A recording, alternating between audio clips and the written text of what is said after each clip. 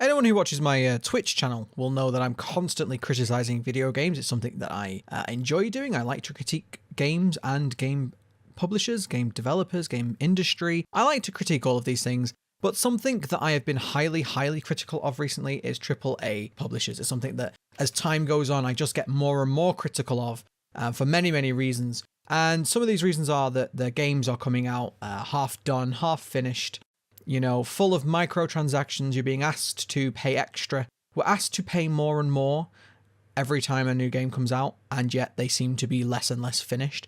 And it's something that I have been highly, highly critical of, very vocal about. Some people don't like that I'm vocal about this issue.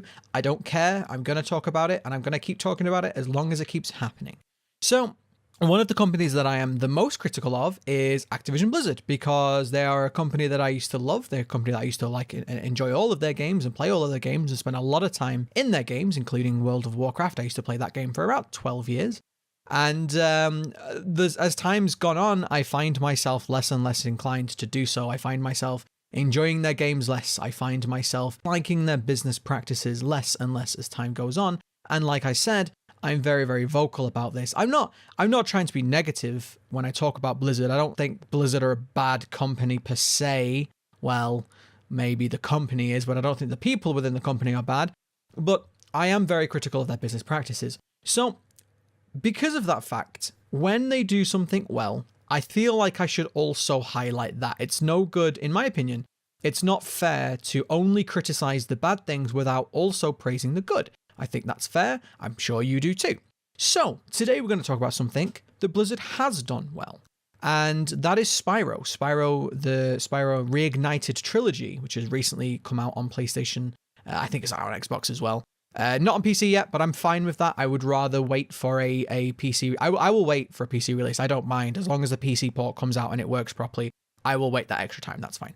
But this game came out, and I used to love this game as a kid. I played this game. I played all three of the games on PlayStation 1 when they first released. I was a child, and I highly enjoyed them. I thought they were awesome. You get to play as a little sassy dragon who runs around headbutting people and setting things on fire. What's not to love, guys? What's not to love? Anyway, I loved this game as a kid.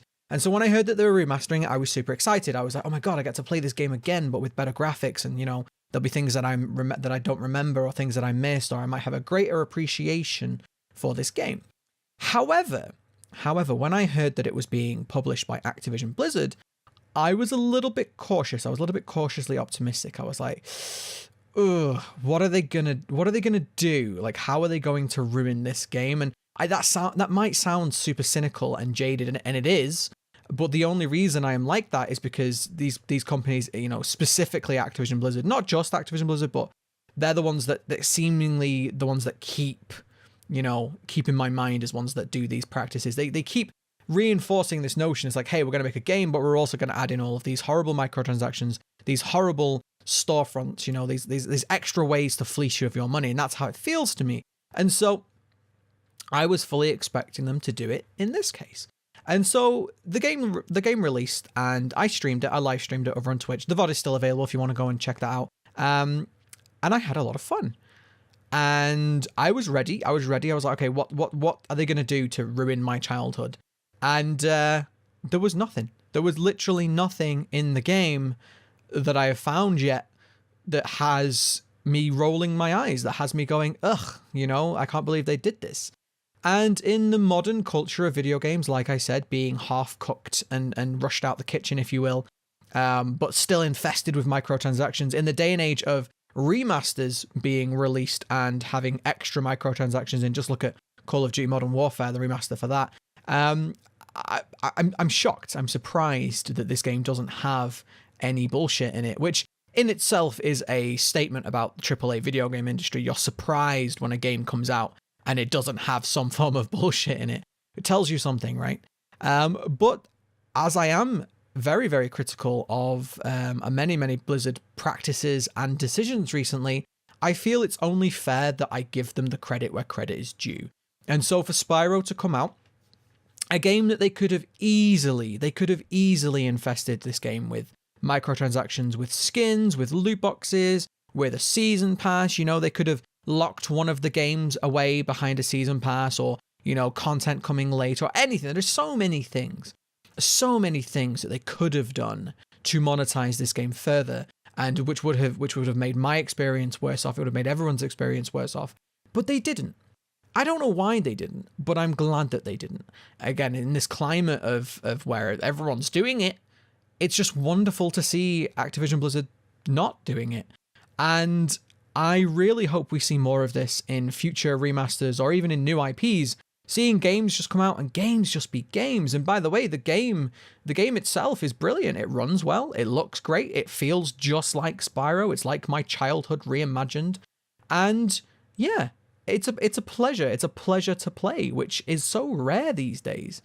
And so I just thought I'd have a quick discussion about this one and let you guys know that even though I am super critical of AAA video game publishers, when they do something right, I will praise them too, because I want them to do this every time. I want them to bring every game out and do every game well, and I'm not saying I'm 100% against microtransactions. I'm against psychologically manipulative ones. I'm against, the unfair ones. I'm against the ones that interfere with game mechanics, things like that. And so this is why I'm highly critical of them. So it's wonderful to see this game come out and be like this. And I'm actually playing this game in my own time at the moment. I don't have a lot of time to play it, but I am playing it in little spits and spats and really, really enjoying it. So yeah, if you haven't checked it out, I haven't done a review. I don't really do game reviews per se. I do my impressions of them over on my Twitch channel. But I would recommend this game. I would highly recommend Spyro the Dragon. If you like platformers and collectathons, you're probably going to enjoy this. If you've already played Spyro, you're going to like it because you know what Spyro is. And if you've never played Spyro, if you like platformers, I highly recommend it. It's nothing groundbreaking. There's nothing here that's like amazing for the day and age. It is 2018. There's nothing here that, particularly innovative, but it is something here that's charming and it's fun. And like I say, that is so important in 2018, something just being fun, because a lot of the times the business practices detract from the fun for me. So that's my thoughts on Spyro. Highly recommend it. I'm enjoying it a lot. If you are playing it, I hope you're enjoying it too. And I will love to see where we are this time next year when it comes to any more remasters we've had or any more new IPs. I would love to say, hey, look, we had another game come out that was just fun and didn't take the piss. Thank you very much. I'll see you all next time.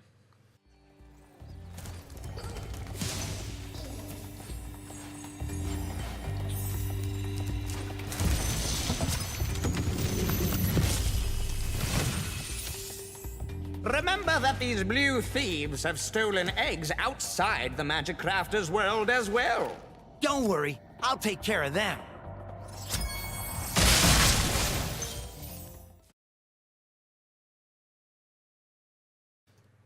One thing I actually did just forget to mention in the original recording of this video was that the one criticism I have of this game, and it's a minor one, well, it's minor to me, it might not be minor to everybody, but I have one criticism of this game, and that is that they haven't got subtitles in, or if they have, I cannot find them for the life of me. I have looked for every menu. Again, only in the first game. I've only played the first game so far, but I've looked in every menu and cannot find any subtitles options whatsoever. And that's going to affect some people's enjoyment. In fact, some people might not be able to enjoy this game as much if they are deaf or hard of hearing. I personally like subtitles on my games anyway, even though I don't have any problems hearing. I like to have them on for different reasons. I sometimes miss dialogue because of background noises, especially when I'm streaming. I like to have the subtitles on because I like to, let my audience be able to at least read the game if they don't want to listen to what I'm saying, which probably happens more than you think. But it's just something, again, in 2018 that I think we should probably have. I know I've said 2018 a lot in this video. Apparently that triggers some people. Deal with it. But yeah, it's something that I think we should have. There isn't a lot of dialogue in this game, so you could argue, well, you don't really need it because there isn't a lot of dialogue to begin with. And that's fine. But my counterpoint to that would be, well, then if there's not a lot of dialogue, it shouldn't have been too hard to add them in.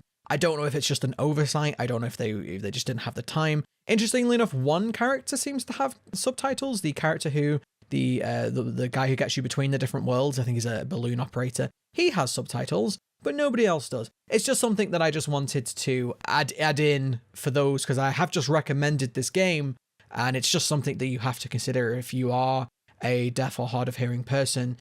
you're not going to be able to enjoy the dialogue in this game, which, like I said, is only a tiny part of this game, and it's not exactly groundbreaking dialogue, but still, it's a consideration.